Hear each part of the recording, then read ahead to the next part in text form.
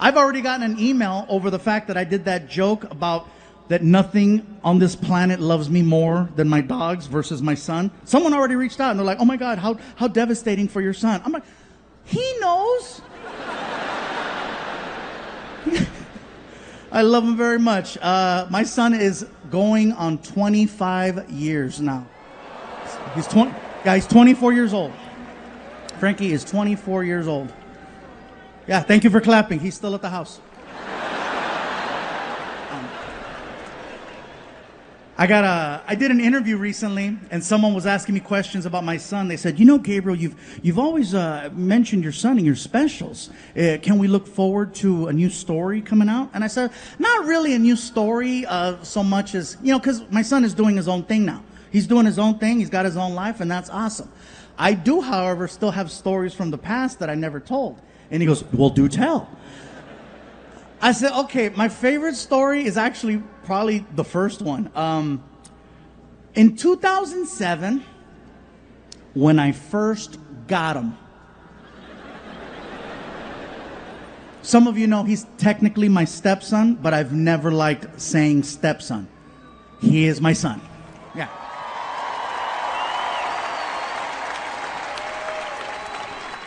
He is my son or my aftermarket child. No gray area.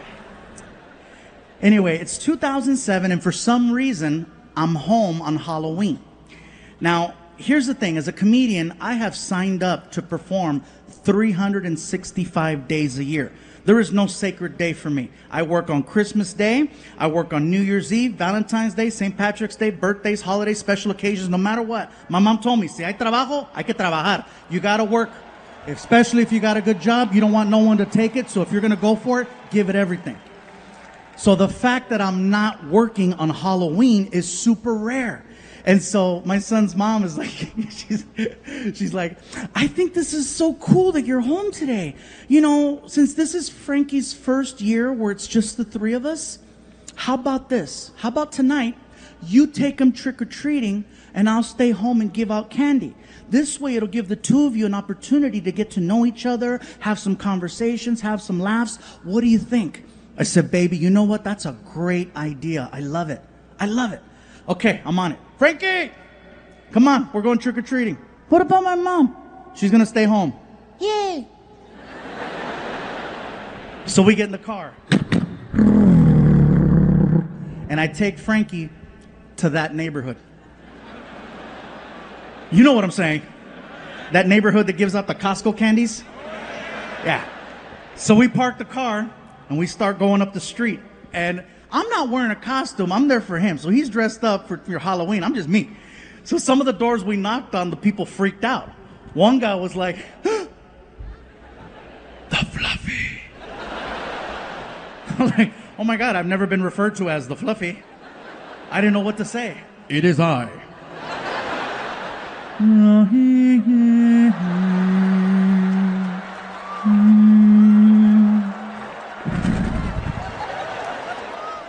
One door we knocked on, they opened the door, they're like, oh my God, you're famous. I was like, ah.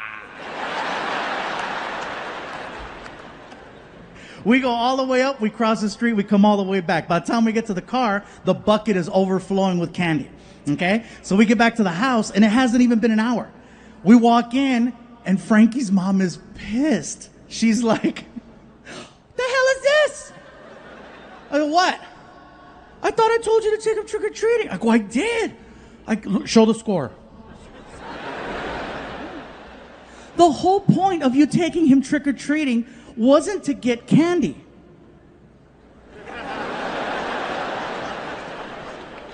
The hell you say? What was the point?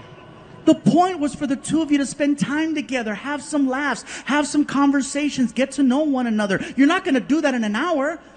Can you please, for me, take them out one more time for at least an hour? Baby, I get it. Don't even worry about it. I got it. So I said, Frankie, come on. Dump out your bucket. Round two. So we go outside, we get in the car. I don't want to go door to door again. So I said, I got an idea. I take Frankie to Walmart. We get to Walmart, and Frankie goes, what are we doing here? I got it, watch. We walk in. I said, grab a cart. Follow me. And I lead Frankie all the way to the candy section.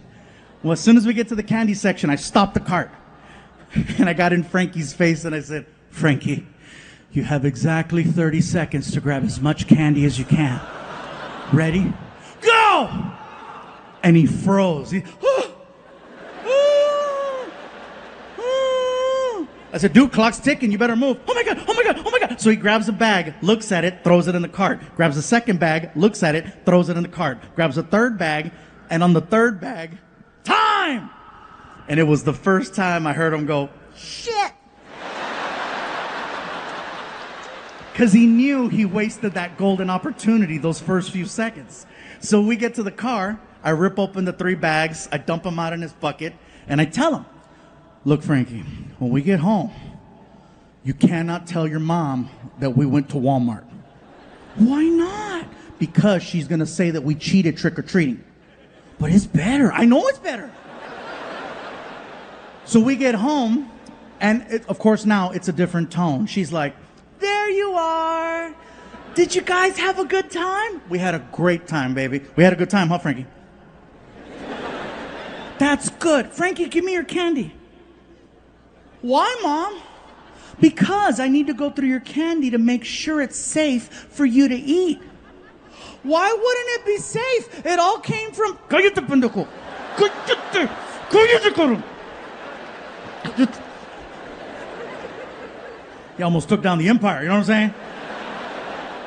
So he hands over the bucket, and she grabs it and immediately dumps it out on the table right in front of us. She notices, you know. There's a lot of the same candy right here. A lot of the same candy. Can you explain why there's so much of the same candy in Frankie's bucket? I don't know what to tell you, baby. There's a lot of basic bitches in this neighborhood, you know, just kind of, I don't know. We can't go back to that other neighborhood because they got cameras and they're going to know us, and we don't want to be that person. Nobody wants to be that. So fast forward 1 year. It is now October 31st of 2008, and for some reason, I'm not booked on Halloween again. And so my girl's like, she swears up and down, oh, it's a sign, it's a sign. I'm like, it's a sign my agent is slacking. Shout out, Matt, I know you're here. Sorry about that joke. You're doing a great job. Thank you for this one. I know, but that year you dropped the ball. So, but anyway. And so Frankie's mom is like, I think that, you know what? Maybe, just maybe we can make this like a tradition. You know, this could be your guys' thing. The two of you go out trick-or-treating, and then I'll stay home and give out candy. This could be your thing. I go, you know what, baby? Sounds good to me. Frankie, come on, we're going trick-or-treating. What about my mom? She's going to stay home again. Yay. So we get outside, we get in the car. I lean over and I look at Frankie and I said, Frankie, are you thinking what I'm thinking? Walmart.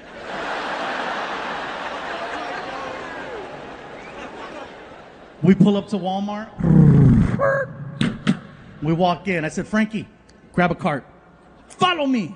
And I lead him all the way to the candy section.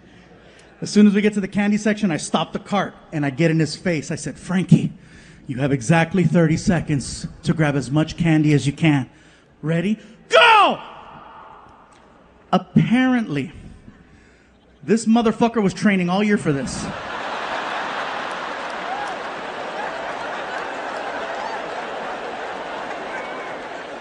As soon as I say, go, his arm, bam, and he starts gutting the shelf. He's ripping bags of candy into the cart. He overflowed the shopping cart in 10 seconds. I firmly believe that's the first day of my diabetes.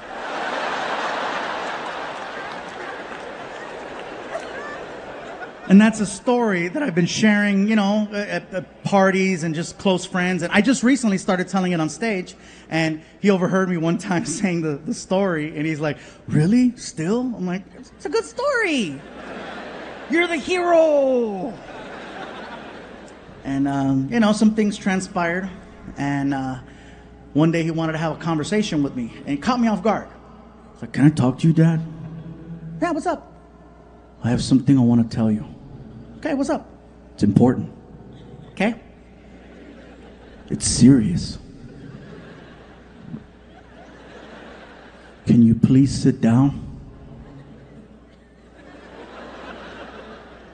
How far along is she? What are you talking about? What are you talking about? Don't be scaring me, dude. What's about us? Okay. What's up? He tells me, can you please stop making fun of me?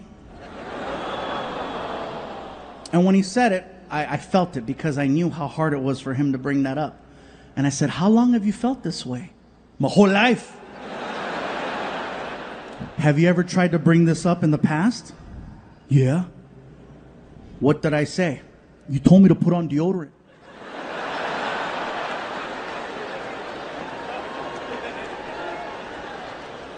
It worked. Look, Frankie, I didn't know how to be a dad, okay? It was one of those things where I just knew there were certain things I didn't want to do. I knew that I never wanted to yell at you, and I knew for a fact that I never wanted to hit you. So I did the best thing I could do with what I knew how to do. I made fun of you. That's called shaming. This year, look, if you don't want me to do any more stories or jokes or just make fun, I understand. It's one of those things where I didn't want to make him feel bad, and I didn't want to feel bad making him, you know what I mean? So I said, look, I'm going to let the audience know that we spoke, and so that they understand why moving forward in the future there will be no more stories about Frankie. Why is that important? Because if I don't explain why I stopped talking about you, they're going to think you died. I don't want them to think you died either. So gave him a big hug, reminded him how much I love him, because I love him very much. And I hope he knows that.